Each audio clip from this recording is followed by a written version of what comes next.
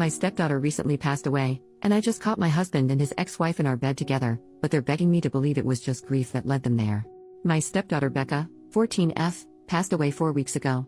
I've been in her life since she was 7 years old and we were extremely close. My husband Derek, 40M, his ex-wife Sam, 38F, and I, 35F, get along very well. There has never been an issue in the 7 years that I've been with Derek. Sam has always been kind to me. She didn't even care that Becca called me mom too.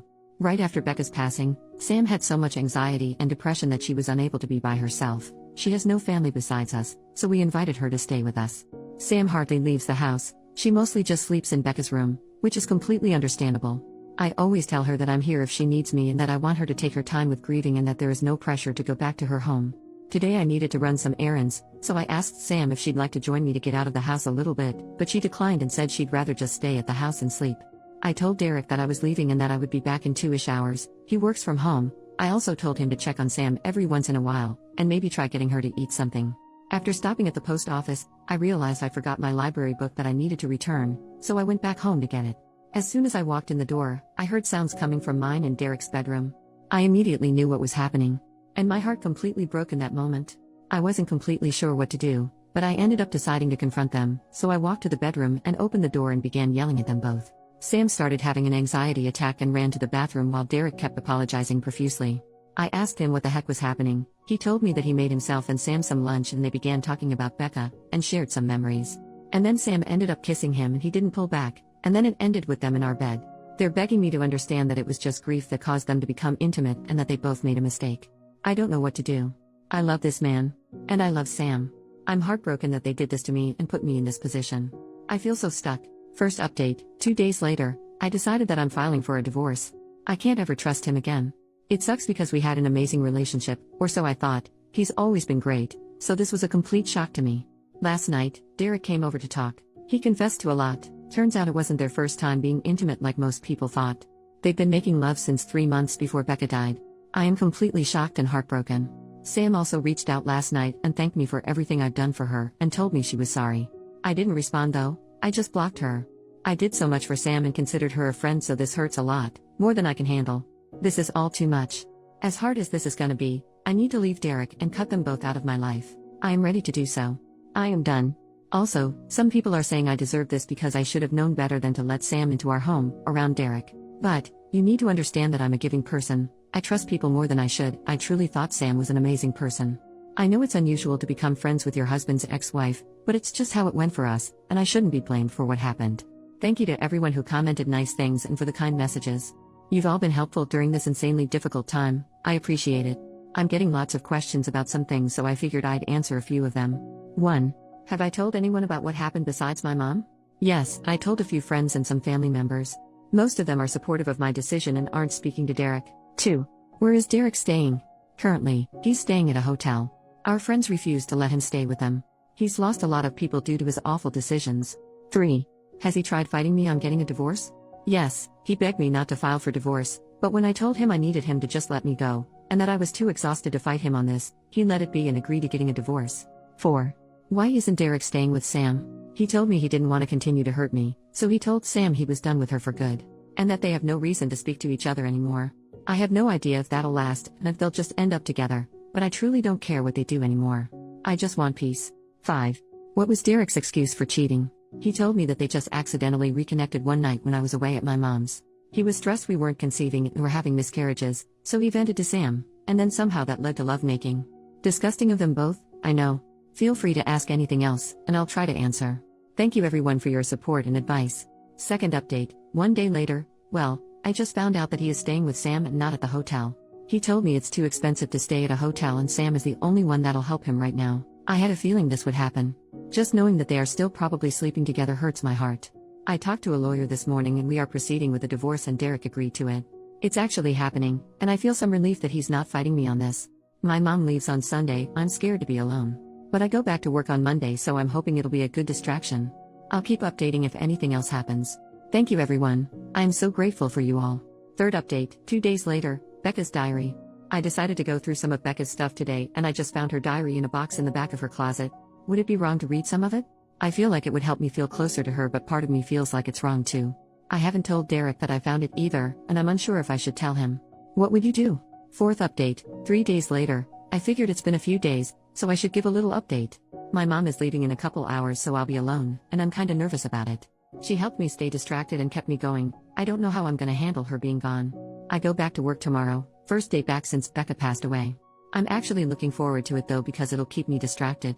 Also, I did read some of Becca's diary. It made me love her even more. She was such a sweetheart. I went back a few months and saw that she noticed some weird behavior between Derek and Sam, didn't mention that she knew of the affair, but she just wrote that she thought it was kinda strange that they all three would hang out more than usual, without me. I might read more, but so far I haven't found anything that's disturbing, just her being a teenager and talking about crushes, fights with friends, happy family memories, etc. Tomorrow I'm also talking to my lawyer, so I might have more updates on that. Thanks for the continuous love and support, everyone.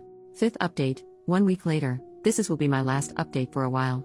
I started randomly getting a lot more messages and comments, so I figured I'd do another little last update. My first week back at work went great. I wasn't expecting it to go so well, but thankfully it did. My coworkers were so helpful and patient with me. On Friday night I decided I didn't want to stay home all weekend alone, so I decided to drive up to my mom's. It helps I have a 3-day weekend so I can spend more time with her. I'm heading back home tomorrow. Also, for those of you that have messaged me hateful things for reading Becca's diary, I just have to say, you aren't in my shoes right now. Telling me I'm a bad mom because I'm reading her diary is just ridiculous. I learned so much more about her, about how caring and sweet she is, and it made me love her even more. It's how I'm able to feel so close to her right now, so please don't tell me I'm a bad parent for just trying to get by one of the hardest times of my life. You have no idea what it's like. I don't have much of an update, so this will be it. I'll come back and update once the divorce happens though. Thank you to those of you that have been nothing but kind and helpful. You helped me feel less alone. I'll forever be grateful. 6th update, 1 week later. Sam saw my Reddit post and is threatening to sue me. Sam made a fake Facebook profile to message me and tell me she wants to sue me for telling strangers about what happened. Derek supports her apparently. I don't need this. Am I not allowed to vent about my life to people online? I just want life to get better. I'm so tired. Screw you, Sam. Screw you, Derek. Edit. Sam is in the comments and messaged me here in Reddit too.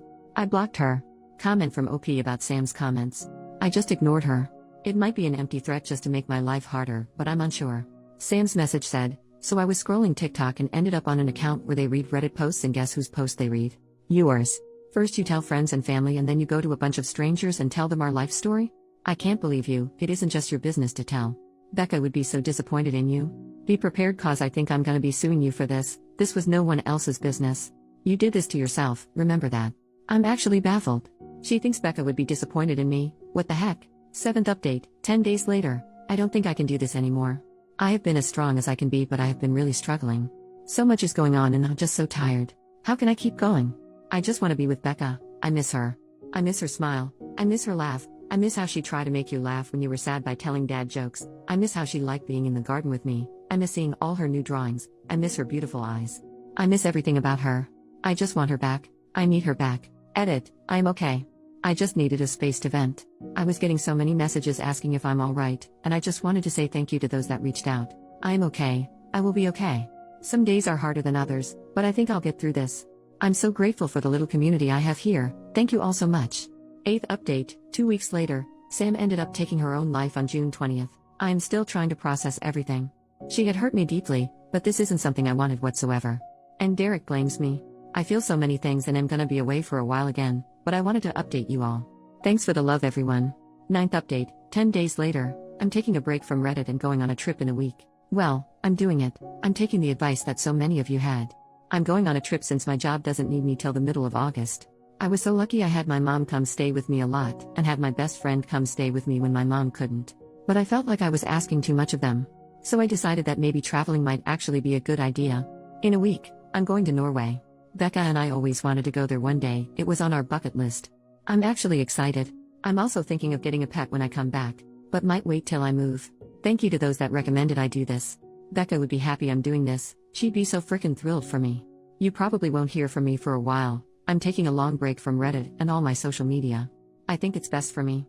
But just know, I love and appreciate all of you that have been there for me. I would have been so lost without some of you. Yours truly, Alyssa. 10th update, 3.5 months later. Hi everyone. I haven't been on here in so long. I got so many messages asking me to do an update, so here it is. Norway was absolutely breathtaking. I had so much fun and met some amazing people while I was there. I plan on returning in the future for sure. A couple weeks ago was the 6-month anniversary of Becca's death. It's been hard, but it's getting easier to live everyday life, but it also pains me to say that, because I feel guilty for moving on and healing. I don't know if that makes sense, maybe it does to those who have also lost someone close. I moved out of Derek's and my house a month ago and got myself a cozy little house all to myself, and oh yeah, I got a dog. His name is Charlie and he's a darling little Cavalier Spaniel. He's been great. I absolutely love him. Also, I am officially divorced as of last week. It was a very easy divorce and I'm so happy about that. But Derek didn't want any of Becca's things when we tried figuring out who gets what. He left it all to me. I tried hard to get him to take something because I feel like he'll regret it, but he said he didn't want anything, so I have all of Becca's stuff. I have no idea why he didn't want anything, but I have it all in the guest bedroom right now. I'm trying to figure out what to do with everything. Derek is apparently an alcoholic now and quit his job. He seems to be doing terrible. Besides all that, I don't know if I have anything else to share. I just want to say thank you again. I've made some friends on here and I am so thankful for you all. I appreciate every one of you.